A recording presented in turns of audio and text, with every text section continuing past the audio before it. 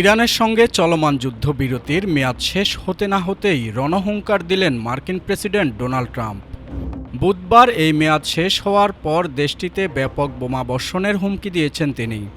এমন এক সময়ে ট্রাম্প এই কঠোর বার্তা দিলেন যখন পাকিস্তানের ইসলামাবাদে শান্তি আলোচনার চূড়ান্ত প্রস্তুতি চলছে।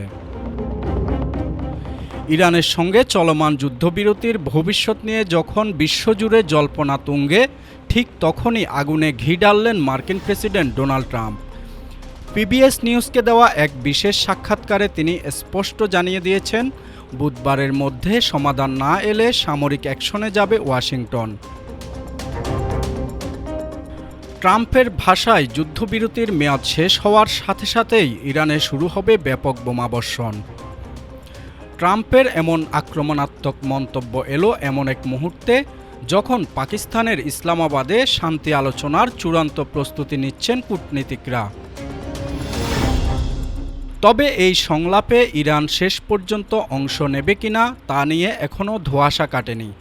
এই বিষয়ে প্রশ্ন করা হলে ট্রাম্প জানান, তাদের থাকার কথা থাকলেও শেষ পর্যন্ত তারা কী করবে তা অনিশ্চিত। ইসলামাবাদের এই সংলাপ থেকে যুক্তরাষ্ট্রের প্রত্যাশা কী তা নিয়েও লুকোচাপা করেননি ট্রাম্প। তিনি সাফ জানিয়ে দিয়েছেন, মূল লক্ষ্য একটিই, তেহরানকে কোনোভাবেই পারমাণবিক শক্তির অধিকারী হতে দেবে না হোয়াইট হাউস।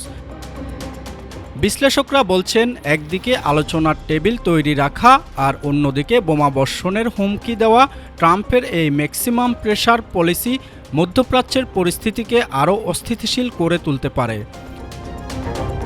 বুধবারের সময়সীমা পার হওয়ার পর বিশ্ব রাজনীতি কোন দিকে মোড় নেয় এখন সেটিই দেখার বিষয়। ওসমান গনি, ঢাকা টুডে।